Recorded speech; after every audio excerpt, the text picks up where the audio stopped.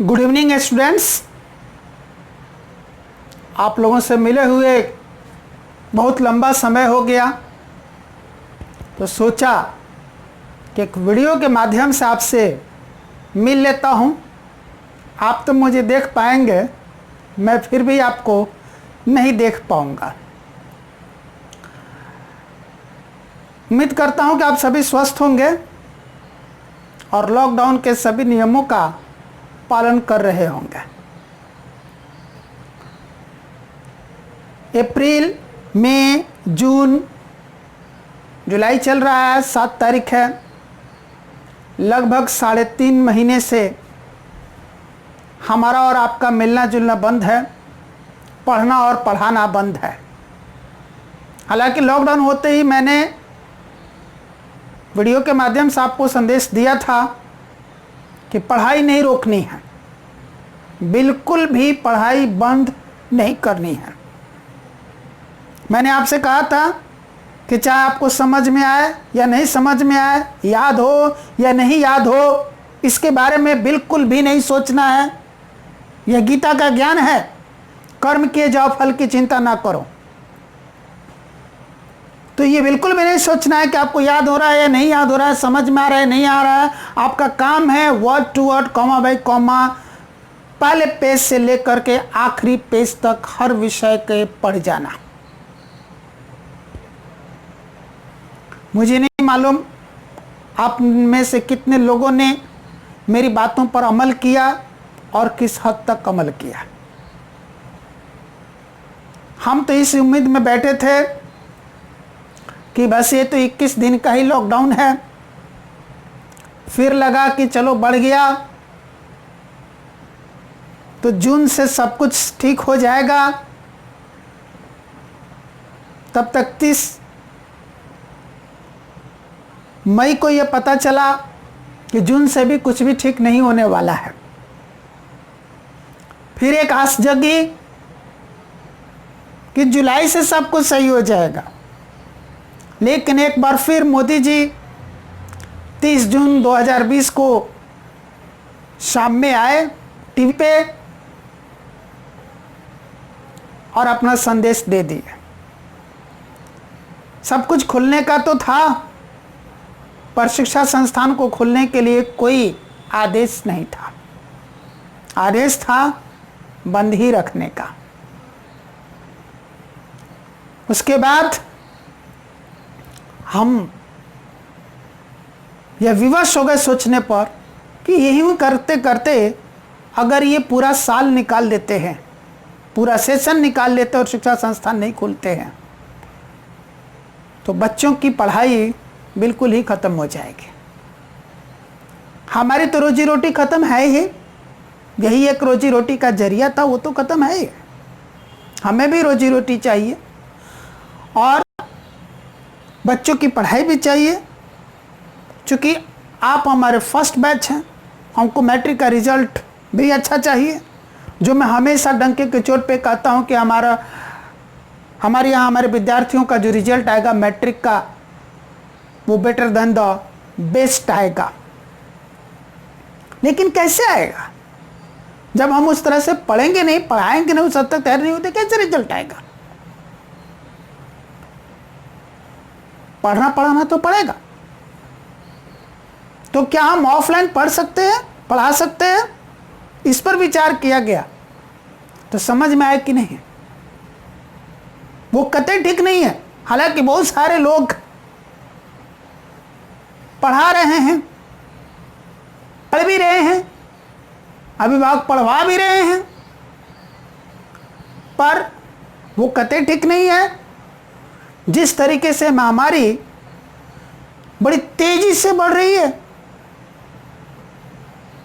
स्थिर होने के बजाय, घटने के बजाय ये बढ़ती ही चली जा रही है। ऐसे में यह रिस्क कैसे लिया जा सकता है? अगर उस पढ़ने पढ़ाने के दौरान किसी को भी कुछ हो जाता है, पढ़ाने वाले को या पढ़ने वाले को, उसका जिम्मेदार कौन होगा? कौन लेगा उसकी जिम्मेदारी? शायद कोई नहीं,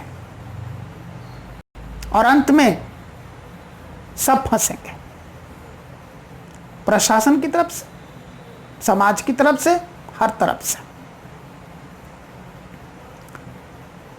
हो सकता है प्रशासन हम आकर के पकड़ ले रंगों हाथ कि नियम के कानून खिलाफ हम लोग पढ़ रहे हैं, या कोई हमारा विरोधी, आपका विरोधी कंप्लेन करते, या फिर ऐसा कुछ भी नहीं हो, लेकिन खुदा ना खास्ते हमारे में से किसी भी एक को इन्फेक्शन अगर हो गया तो वो इन्फेक्शन धीरे धीरे हम सब के घरों तक पहुंचेगा और हम सब के संपर्क में आने वाले सब तक पहुंचेगा। फिर उस वक्त किसी को भी जवाब दिए नहीं बनेगा। यानी कि हम ऑफलाइन पढ़ना और पढ़ाना उचित नहीं मानते, रिस्क फ्री नहीं मानते, तो फिर सॉल्यूशन निकला ऑनलाइन का। ऑनलाइन ही पढ़ाया जाए। ये बात सच है कि ऑनलाइन ऑफलाइन के तुलना नहीं हो सकती। ऑफलाइन अपनी जगह बेटर है, ऑनलाइन अपनी जगह बेटर है।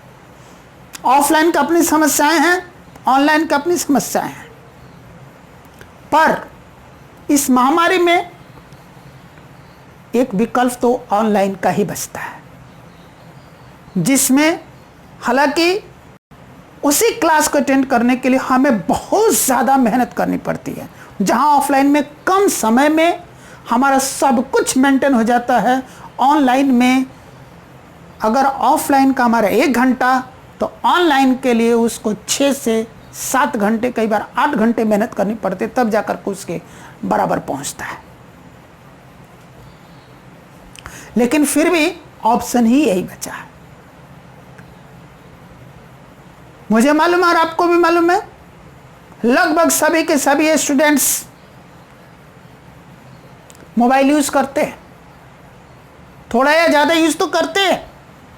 वो सोशल मीडिया से जुड़े हुए हैं।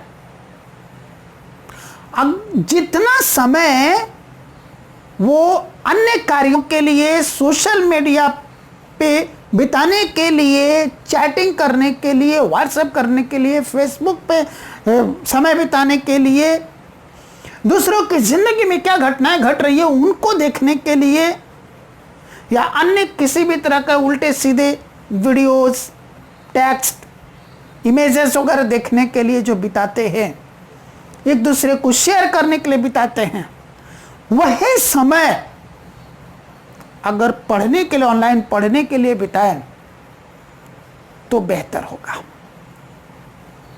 आखिर उतना समय तो बिता ही रहे हैं ना, तो वैसी चीजों के लिए बिता करके पढ़ने के लिए बिताएं। इसके लिए फिर हमने ऐप बनवाया। हमारा ऐप रेडी है, आप सभी तक ऐप का लिंक पहुंच गया होगा, हमने सबको शेयर किया है। और जब आप ऐप डाउनलोड किए होंगे, आपको एक मैसेज गया होगा, फिर कुछ समय के बाद दूसरा मैसेज गया होगा जिसमें फीस स्ट्रक्चर लिखा होगा, बैंक अकाउंट नंबर लिखा होगा, उसमें ये भी लिखा होगा कि आप इस पर पेमेंट कीजिए, उसका स्क्रीनशॉट लीजिए, और एक मोबाइल नंबर दिया होगा, उस पर व्हाट्सएप करने के लिए बोला होगा उस स्क्रीनशॉट को। आप सब कुछ ये कंप्लीट करते हैं, उसके बाद ऑटोमेटिकली आपका कोड जनरेट हो जाता है, बैच कोड जनरेट हो जाता है, यानी कि पासवर्ड जनरेट हो जाता है, वो ऐप चालू हो जाता है और आपको सारे टीचिंग मटेरियल्स उसमें दिखाई देने लग जाते हैं। तो मैं चाहूँगा कि जो बीत गया वो बीत गया, अब कम से कम इसको शुरू किया जाए। आप सभी लोग ऐप डाउनलोड कर लिए तो ठीक है, नहीं डाउनलोड और इंस्टॉल किए हैं तो कर लें, पेमेंट करें, पेमेंट का स्क्रीनशॉट लें, उसको व्हाट्सएप करें मेरे व्हाट्सएप नंबर पर, फिर ऑटोमेटिकली आपका कोड जनरेट हो जाएगा, बैच कोड, आपकी टीचिंग शुरू हो जाएगी। आज से टीचिंग वीडियोस जाने लगी हैं, आज का जो सब्जेक्ट था साइंस का, उसका टीचिंग वीडियो जा चुका है, उसका असाइनमेंट यानी कि होमवर्क जा चुका है, उससे रिलेटेड नोट्स जा चुका है, सारी फैसिलिटी जो उसके अंदर है, यानी कि हम आपको इस ऑनलाइन क्लास में दे क्या रहे हैं, टीचिंग वीडियोस, लाइव क्लास नहीं लेकर के वीडियोस बना करके भेज रहे हैं।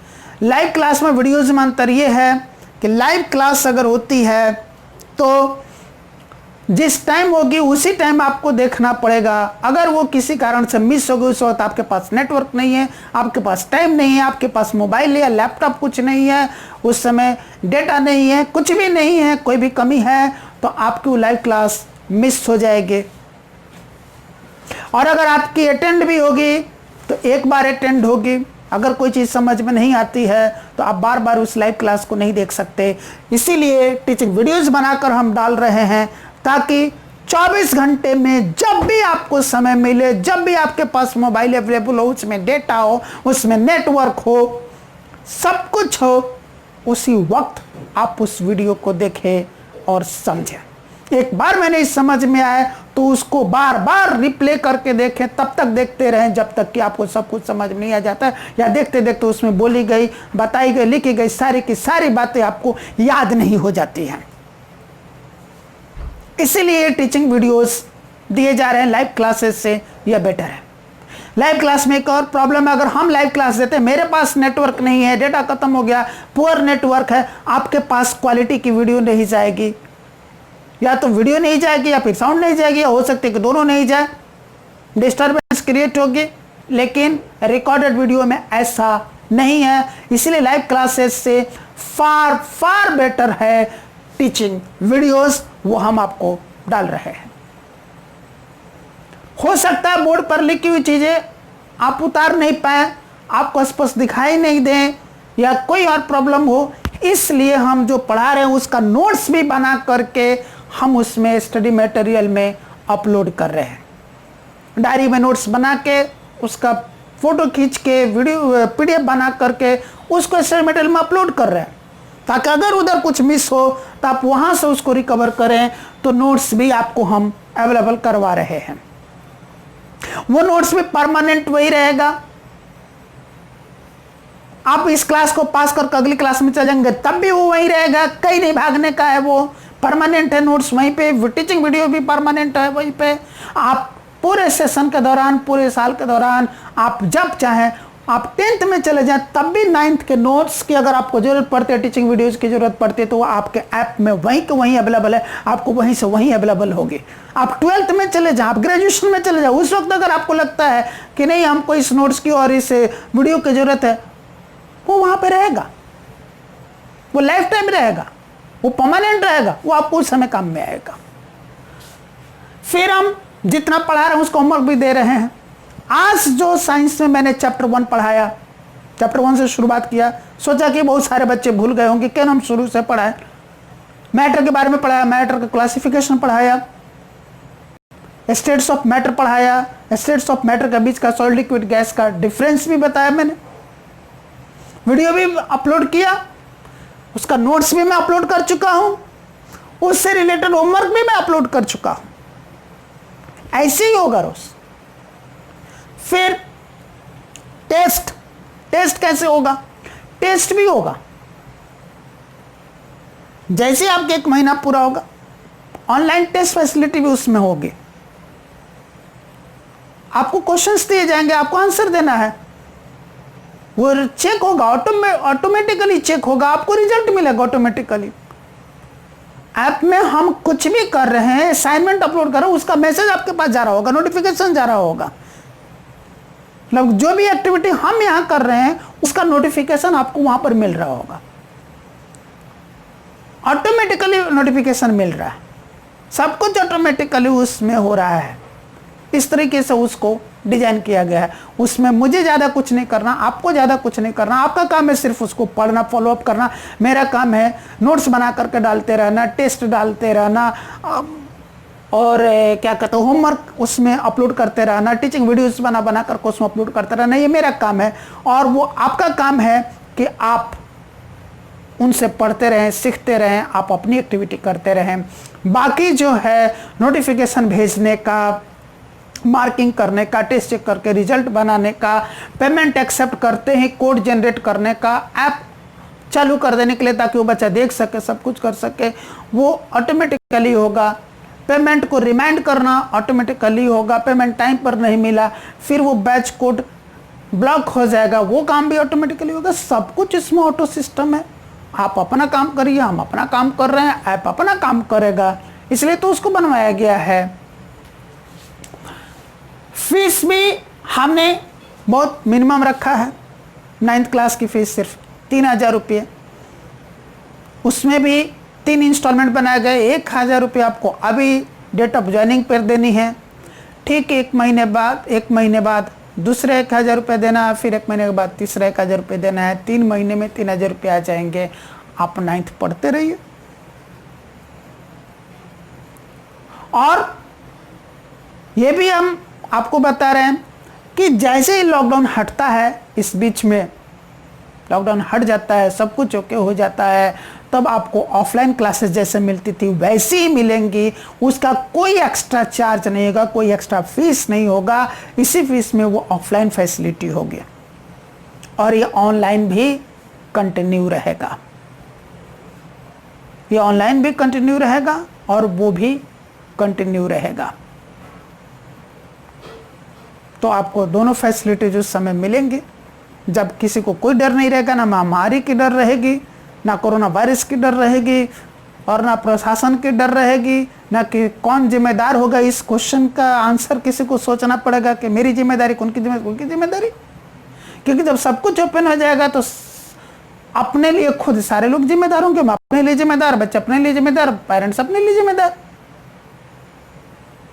किसी के ऊपर कोई जिम्मेदारी नहीं थोपने वाला होगा। तो उस वक्त जब तक ऐसा सब कुछ गवर्नमेंट रूल के अनुसार नहीं हो जाता है, तब तक बेटर है कि ऑनलाइन क्लासेस लिया जाए और इसको इजी टू यूज करना भी है। अभी भी कईयों के मन में शक है, ऑफलाइन के लिए ऑनलाइन ठीक नहीं है, ऑनलाइन से आंखें खराब होंगी, ये होगा, बच्चे बिगड़ जाएंगे, इतनी देर मोबाइल यूज करेंगे। अरे आप करें या नहीं करें, हर घर के बच्चे ऐसा कर रहे हैं, मुझे मालूम है। मैं बच्चों को देखता हूँ रात के 11 बजे 12 बजे जब भी कहीं से कोई मैसेज भेजता हूँ, उधर से छट रिप्लाई आता है। काफ़ी देर वो ऑनलाइन बैठे हुए हैं, व्हाट्सएप पे, फेसबुक पे वो यूज कर रहे हैं, यूट्यूब यूज कर रहे हैं, सोशल मीडिया बच्चे यूज कर रहे हैं। जितना साइड इफेक्ट उससे होगा, पढ़ने से होगा, उतना साइड इफेक्ट ऑलरेडी उससे हो रहा है। मैं ये कह रहा हूं कि जो टाइम आप अनावश्यक रूप से अनावश्यक चीज़ों के लिए मोबाइल के साथ या लैपटॉप के साथ या डेस्कटॉप के साथ बिता रहे हैं, ठीक वही समय इस ऑनलाइन स्टडी के लिए दें, वही सबके लिए बेटर होगा। और ऐप जो है बिल्कुल इजी टू यूज है। बस मुझे इतना ही कहना था, बाकी आप लोगों की मर्जी है। कहीं ऑफलाइन ज्वाइन करके ऑफलाइन कोचिंग करना है, ट्यूशन करना है, पढ़ना है, या फिर हमारे साथ ये ऑनलाइन स्टडी करनी है, जब तक कि सब कुछ नॉर्मल नहीं हो जाता है। स्कूल और कोचिंग ऑफलाइन चलाने के लिए इजाज़त सरकार की नहीं आ जाती है, तब तक के लिए। और उसके बाद हमारे साथ ऑनलाइन और ऑफलाइन दोनों पढ़ना है या क्या करना है, डिसीजन आपको लेना है। Thank you.